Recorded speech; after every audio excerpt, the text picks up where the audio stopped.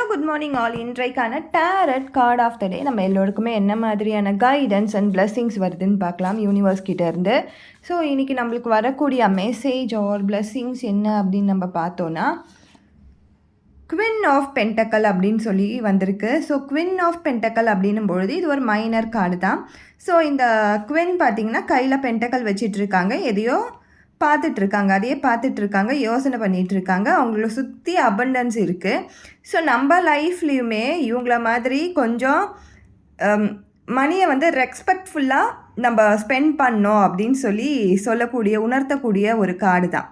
ஏன்னா இவங்க குவின் சொல்லும் பொழுது இவங்களுக்கு டிக்னிட்டி இருக்கும், ரெஸ்பெக்ட் இருக்கும், மற்றவங்க தான் இவங்களுக்காக வேலை செஞ்சிட்ருப்பாங்க. ஸோ எந்த ஒரு ஸ்பெண்டிங்க்கு முன்னாடியுமே நீங்கள் ஒரு விஷயத்துக்காக நீங்கள் இன்றைக்கி ஸ்பெண்ட் பண்ணுறீங்கன்னும் பொழுது கொஞ்சம் டிக்னிஃபைடாக யோசனை பண்ணுங்கள். நம்ம சம்பாதித்த பணம் இது, நம்ம கையில் இருந்து போச்சுன்னா திரும்பி எப்போ வரும் அப்படின்னு சொல்லி மணிக்கு கொஞ்சம் ரெஸ்பெக்ட் கொடுங்க. மணிக்கு ரெஸ்பெக்ட் கொடுத்து லீஷராக நம்ம ஸ்பெண்ட் பண்ணுவோம் இல்லையா, எது எடுத்தாலும் எதை பார்த்தாலும் வாங்கணும்னு தோணும், பட் அந்த கண்ட்ரோல் இருக்கணும். ஏன்னா இவங்கக்கிட்ட அந்த கண்ட்ரோல் இருக்குது, பேலன்ஸ்டாக உட்காந்துட்டு இருக்காங்க.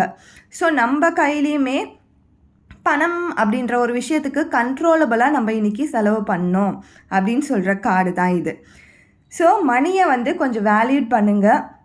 நான் ஏற்கனவே சொன்ன மாதிரி தான், ஒரு பொருள் வாங்குறீங்கன்னா அந்த பொருளுக்கு ஒரு 2 minutes டைம் கொடுத்து யோசனை பண்ணுங்கள், இது வேணுமா வேண்டாமா அப்படின்னு சொல்லிட்டு மணிக்கு ரெஸ்பெக்ட் கொடுங்க.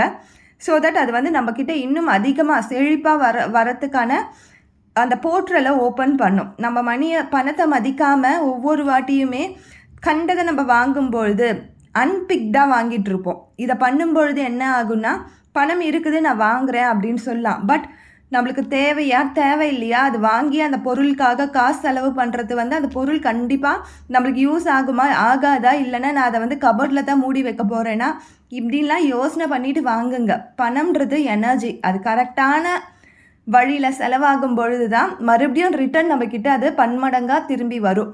ஸோ அந்த உணர்த்தக்கூடிய ஒரு விஷயமாக தான் இது இருக்குது. Thank you so much.